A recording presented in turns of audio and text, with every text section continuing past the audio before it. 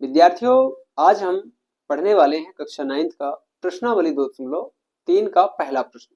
Okay, तो हमने यहाँ पर पहले ही प्रश्न को लिख लिया है। प्रश्न है विद्यार्थियों कि दिए गए बहुपद में से x + 1 किस बहुपद का गुणनखंड है, ये हमें जांच करना है। ओके, तो आइए विद्यार्थियों बिल्कुल भी देर न करते हुए इस प्रश्न को सॉल्व कर लेते हैं। तो यहाँ पर जो बहुपद है विद्यार्थियों, उन्हें हम px के रूप में अर्थात भाज्य बहुपद के रूप में दिखा देंगे। तो लिखेंगे दिया गया बहुपद, तो लिखेंगे यहाँ पे दिए गए बहुपद को कि माना ये किसके बराबर है, px के बराबर है। तो px बराबर इस बहुपद को हम यहाँ पे लिख देंगे x की घाते 3 प्लस x की घाते 2 प्लस x प्लस 1, इस प्रकार से। ओके, और जो गुणनखंड दिया है विद्यार्थियों उसे भी यहाँ पे हम लिख लेंगे। एवं गुणनखंड बराबर कितना दिया है विद्यार्थियों, तो x + 1। यही तो हमें जांचना है कि क्या ये x + 1 जो गुणनखंड है इस बहुपद का गुणनखंड है या नहीं। ओके, तो अब हम इस बहुपद में विद्यार्थियों क्या लगा देंगे, तो गुणनखंड प्रमेय का प्रयोग करेंगे। तो गुणनखंड प्रमेय का प्रयोग करने पर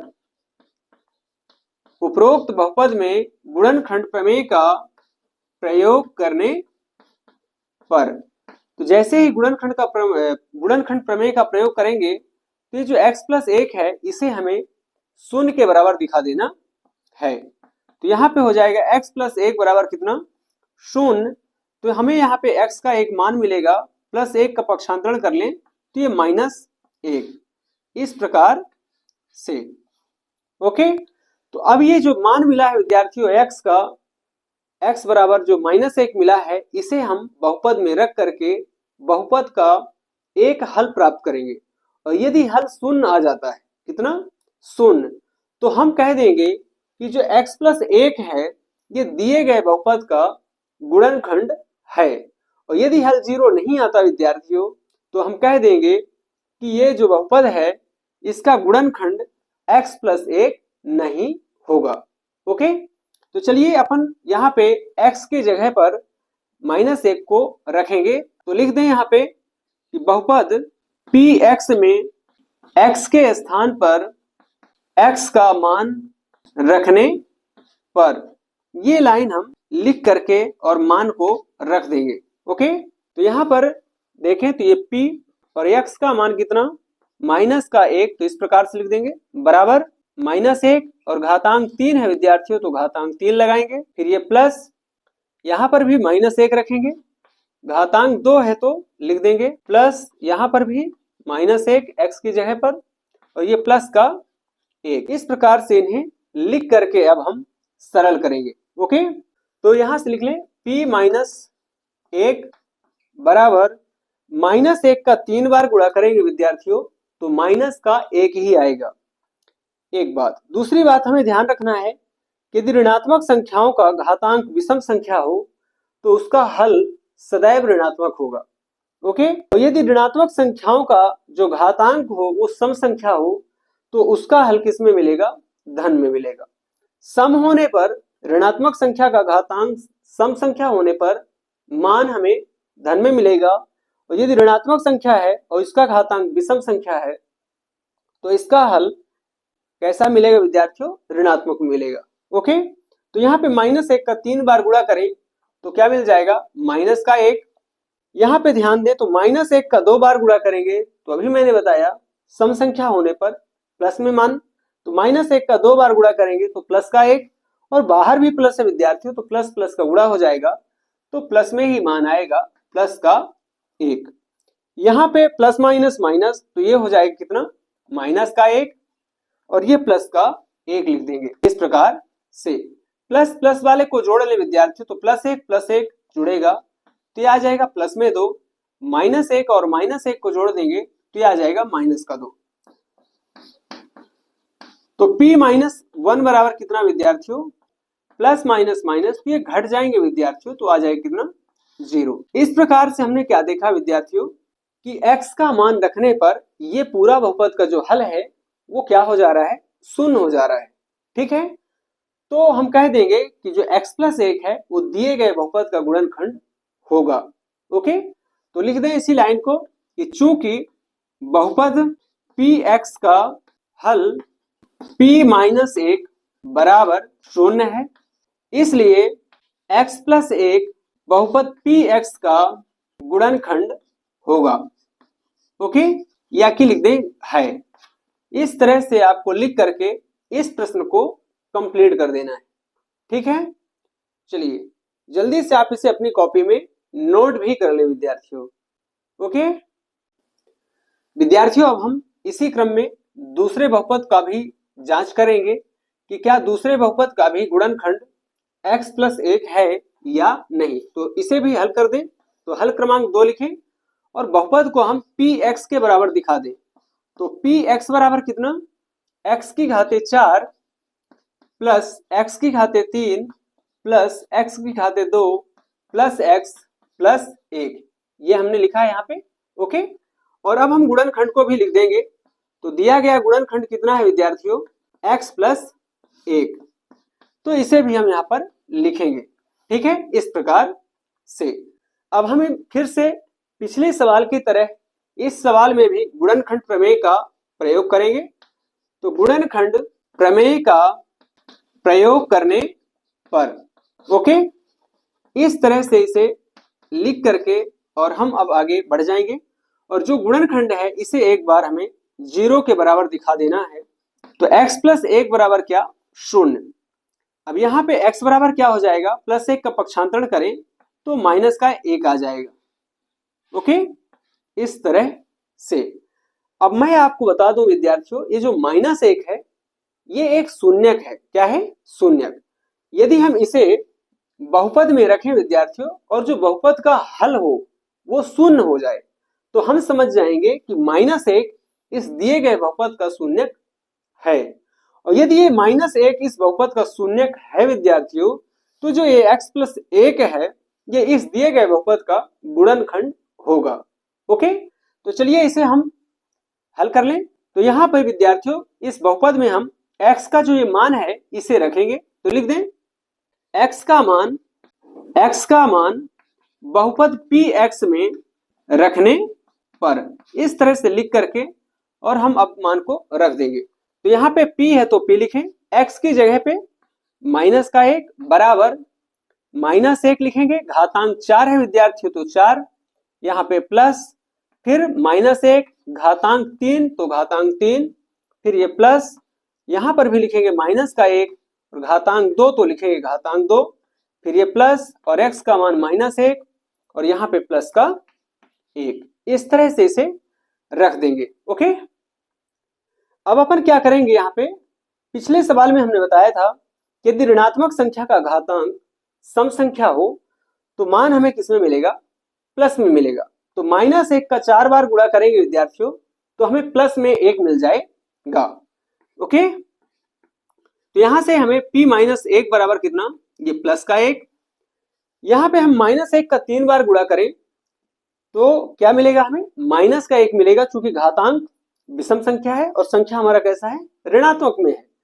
तो यहाँ पे हमें माइनस 1 का 3 बार गुणा करने पर जो गुणनफल है वो माइनस 1 मिलेगा। और बाहर ये प्लस चिन्ह है विद्यार्थियों, तो प्लस और माइनस का हम गुणा करा लेंगे तो प्लस माइनस माइनस और ये आ जाएगा 1। फिर यहाँ पे ध्यान दें तो प्लस माइनस माइनस। अच्छा एक बात और, माइनस 1 का 2 बार गुणा कराएंगे, माइनस 1 का 2 बार गुणा कराएंगे तो प्लस 1, और ये बाहर भी प्लस है तो हम प्लस प्लस का गुणा करा देंगे तो प्लस का 1। यहाँ पे प्लस माइनस माइनस और ये आ जाएगा 1 और ये प्लस का 1। इस तरह से प्लस प्लस वाले को जोड़ लें और माइनस माइनस वाले को जोड़ लें तो लिखेंगे यहाँ p माइनस 1 बराबर प्लस 1, यहाँ पे ये प्लस 1 और ये प्लस का 1। तो कितना आ गया विद्यार्थियों, 3 प्लस में है, मतलब 1 जो है वो 3 बार है विद्यार्थियों प्लस चिन्ह के साथ। तो हम जोड़ेंगे तो ये प्लस का 3 आ जाएगा और यहाँ पे माइनस 1 और ये माइनस का 1 जुड़ेगा तो क्या आ जाएगा, माइनस का 2। तो p माइनस 1 बराबर कितना विद्यार्थियों, प्लस माइनस माइनस, तो 3 में 2 घट जाएगा तो 1 आएगा और बड़ी संख्या का चिन्ह प्लस है तो प्लस में आएगा।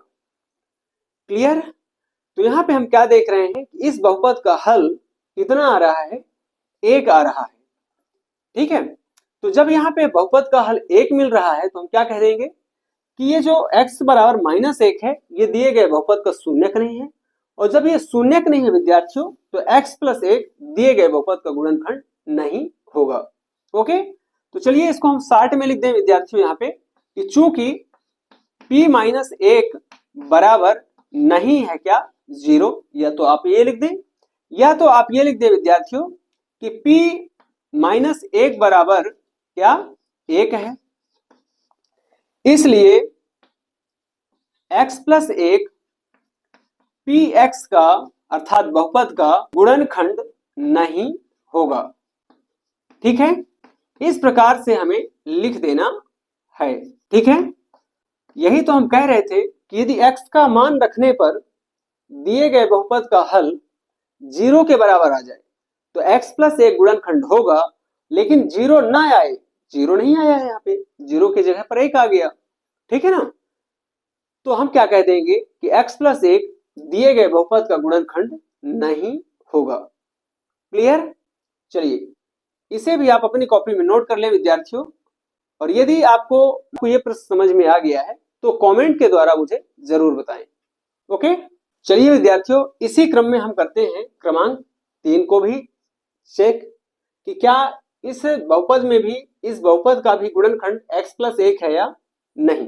ओके, तो यहाँ पे हम लिख देंगे क्या हल क्रमांक 3, और ये जो बहुपद है इसे हम भाज्य बहुपद px के रूप में दिखा देंगे। ओके, तो लिखेंगे px बराबर x की घाते 4 प्लस 3x की घाते 3 प्लस 3x की घाते 2 प्लस x प्लस का 1, इस प्रकार से लिख देंगे एक बार, और गुणनखंड जो दिया है उसे भी लिख देंगे। गुणनखंड बराबर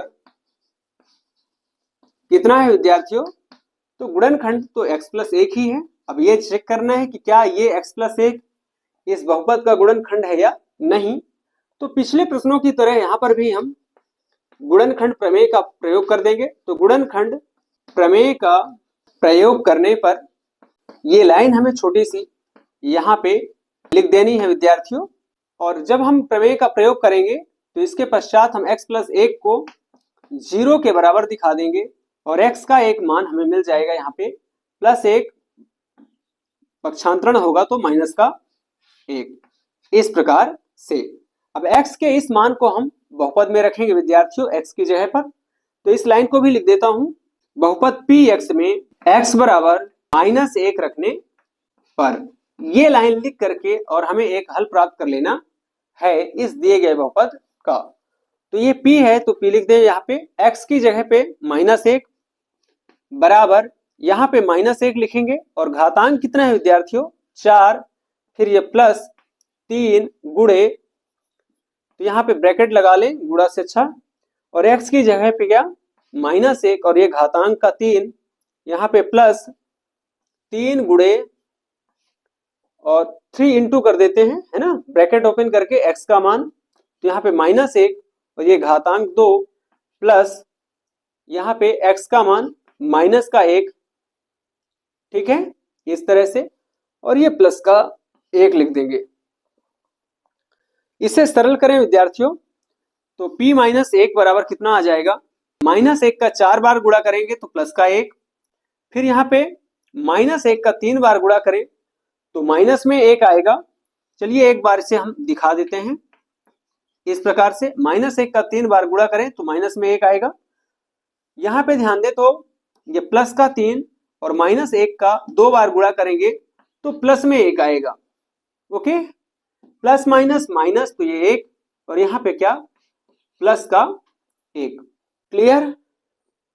यहाँ पे जो ब्रैकेट बचे हैं इन्हें भी हम सिंप्लीफाई कर लें, तो यहां से लिख देता हूं p - 1 बराबर ये कितना है तो प्लस का 1 है, तो इसे लिख देंगे।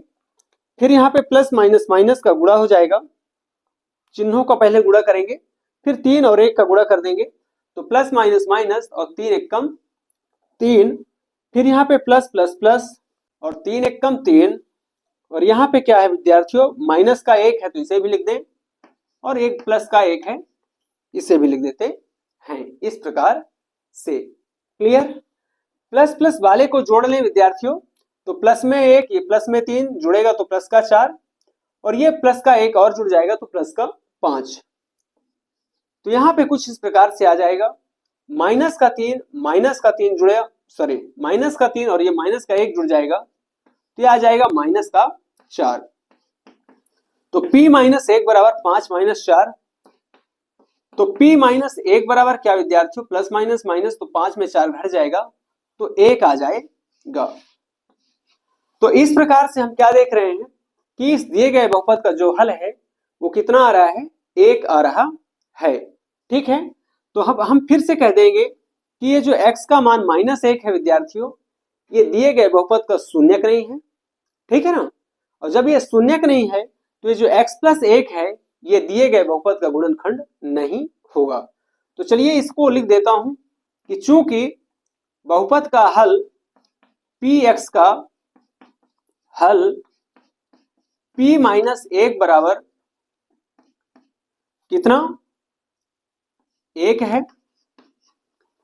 ठीक है ना, या तो ये कह दें कि p माइनस 1 बराबर नहीं है क्या, 0, इसलिए x बराबर -1 बहुपद अर्थात px का शून्यक नहीं है, शून्यक नहीं होगा। ओके, और जब ये शून्यक नहीं होगा विद्यार्थियों तो हम कहेंगे कि अतः x प्लस 1 बहुपद px का गुणनखंड नहीं होगा। ओके, ये लाइन हमें यहाँ पे थोड़ी सी ड्रॉ करनी है, थोड़ी सी राइट कर देनी है, लिख देनी है। क्लियर? तो हमने क्या बताया कि x बराबर -1 इस दिए गए बहुपद का शून्यक नहीं है। क्यों नहीं है? चूंकि हमने x के जगह पे इसे रख करके बहुपद में और हल किया तो यहाँ पे 1 आ गया, 0 नहीं आया। यदि यहाँ पे 0 आ जाता, शून्य क्या होता है विद्यार्थियों, चर का वह मान जिसे हम बहुपद में रखें तो बहुपद का हल शून्य मिले। ठीक है ना, उसे ही क्या कहते हैं, शून्य कहते हैं। तो हमने इसे रखा x का मान यहाँ पे, तो क्या हल मिला है, हमें 1 मिल गया। तो हमने ये वेरीफाई कर दिया विद्यार्थियों कि ये जो x बराबर -1 है ये दिए गए बहुपद का शून्यक नहीं है, और जब ये शून्यक नहीं है तो जो x प्लस 1 है वो दिए गए बहुपद का गुणनखंड नहीं होगा। क्लियर? चलिए इसे भी आप अपनी कॉपी में नोट कर लें विद्यार्थियों, और यदि आपको समझ में ये प्रश्न आ गया है तो मुझे कमेंट में जरूर बताएं। ओके विद्यार्थियों, अब हम क्रमांक 3 को सॉल्व करने के बाद क्रमांक 4 को भी सॉल्व कर लेते हैं। तो यहाँ पे लिख देंगे क्या, हल क्रमांक 4, और एक बार इस दिए गए बहुपद को px के रूप में दिखा देंगे यहाँ। तो px बराबर कितना विद्यार्थियों, x की घाते 3 माइनस x की घाते 2 माइनस 2 प्लस करणी 2 ब्रैकेट में, और यहाँ पे मल्टीप्लाई जो है x है, x का इधर गुणा हुआ है, प्लस करणी 2। ठीक है, दिए गए गुणनखंड को भी लिख लें। तो गुणनखंड कितना है, तो x प्लस 1 है, तो इसे भी हम लिख लेते हैं कुछ इस प्रकार से। ओके, और अब हम लगा देंगे क्या, प्रमेय का प्रयोग कर दें। तो गुणनखंड प्रमेय का प्रयोग करने पर, तो गुणनखंड प्रमेय से ऐसा लिख देंगे, और जो गुणनखंड है उसे हम यहाँ पे शून्य के बराबर दिखाएंगे और एक शून्य प्राप्त कर लेंगे। तो x प्लस 1 बराबर क्या, 0। तो x बराबर क्या मिल जाएगा हमें, -1 लिखेंगे विद्यार्थियों। x के इस मान को बहुपद में रखने पर, तो यहाँ पे लिखें बहुपद में x के इस मान को रखने पर, ये लाइन हमें थोड़ी सी यहाँ लिख करके और मान को रख देना है बहुपद में। ठीक है, चलिए मान को रख दें। तो यहाँ पे आ जाएगा क्या, p और x की जगह पे -1 इस तरह से बराबर x, तो यहाँ पे आएगा -1, घातांक कितना है 3, तो ये 3 लिखेंगे, फिर यहाँ पे माइनस, और x का मान माइनस में ही है तो ये माइनस का 1 और घातांक 2, फिर यहाँ पे ये माइनस, ब्रैकेट में लिखेंगे 2 प्लस करणी 2 इस तरह से, और यहाँ पे x के मान को भी हम -1 में ही दिखाएंगे जिसे हम ब्रैकेट में रखेंगे, प्लस करणी 2 इस तरह से। क्लियर? चलिए इसे भी हम सरल कर लें। तो यहां से लिख देता हूं विद्यार्थियों, तो p -1 बराबर कितना आ जाएगा, तो -1 का 3 बार गुणा करें तो ये आ जाएगा माइनस का 1, फिर यहाँ पे ये माइनस विद्यार्थी तो लिख देंगे, और -1 का 2 बार गुणा कराएंगे तो प्लस में 1 आ जाएगा। इसे मैं ब्रैकेट में ही अभी लिख दूंगा इस तरह से, ठीक है। फिर ये माइनस, तो माइनस लगाएं, और यहाँ पे -1 का आप अंदर गुणा कर ले ब्रैकेट के अंदर, ठीक है। तो किसमें मान मिल जाएगा, देखिए माइनस प्लस, ये प्लस में है ये माइनस में, तो माइनस प्लस हो जाएगा क्या, माइनस, यहाँ पे ब्रैकेट में लिखेंगे, इस वाले ब्रैकेट को अभी रहने देंगे, ठीक है। तो माइनस प्लस माइनस, और ये आ जाएगा 1 का 2 से गुणा होगा विद्यार्थियों, तो 2 आ जाएगा। फिर माइनस प्लस माइनस, तो यहाँ पे आ जाएगा कितना, करणी 2, इस तरह से। तो हमने -1 का अंदर गुणा करा दिया, क्लियर। अब यहाँ पे जो बचा है उसे लिख दें प्लस का करणी 2, इस तरह से। आगे बढ़े तो p-1 बराबर ये माइनस का 1, माइनस प्लस माइनस ये 1। अब यहाँ पे माइनस चिन्ह का जैसे अंदर गुणा होगा तो ये ब्रैकेट सरल हो जाएगा, तो माइनस माइनस ये प्लस, ये आ जाएगा 2, माइनस माइनस प्लस, ये आ जाएगा करणी 2, और यहाँ पे जो बचा है उसे नीचे कर ले, प्लस का करणी 2, इस प्रकार से, क्लियर। तो जो जुड़ रहा है विद्यार्थी उसे जोड़ देंगे, जैसे -1 तो ये जुड़ जाएगा, तो ये हो जाएगा क्या, माइनस का 2, और यहाँ पे ये प्लस का 2 भी है, इसे भी लिख लेंगे। प्लस करणी 2 में प्लस करणी 2 जुड़ गया, मतलब +1 करणी 2 में प्लस का 1 करणी 2 जुड़ जाएगा, तो प्लस का आ जाएगा 2 करणी 2, इस तरह से। एक चीज और ध्यान दें, यहाँ पे माइनस प्लस हो जाएगा माइनस, तो 2 से 2 कैंसिल हो जाएगा। तो यहाँ पर आगे बढ़े विद्यार्थियों, तो -2 और ये +2 घट जाएगा, तो माइनस प्लस माइनस, इस तरह से। तो बचेगा क्या, उसे लिख दें, तो p-1 बराबर कितना, ये प्लस का 2 करणी 2 बच जा रहा है। तो इस प्रकार से इस बहुपद का भी हल कितना आ गया विद्यार्थियों, -1 रखने पर p-1 बराबर 2 करणी 2, ठीक है। तो लिख देंगे यहाँ पर भी विद्यार्थियों कि चूंकि बहुपद का हल अर्थात px का हल p-1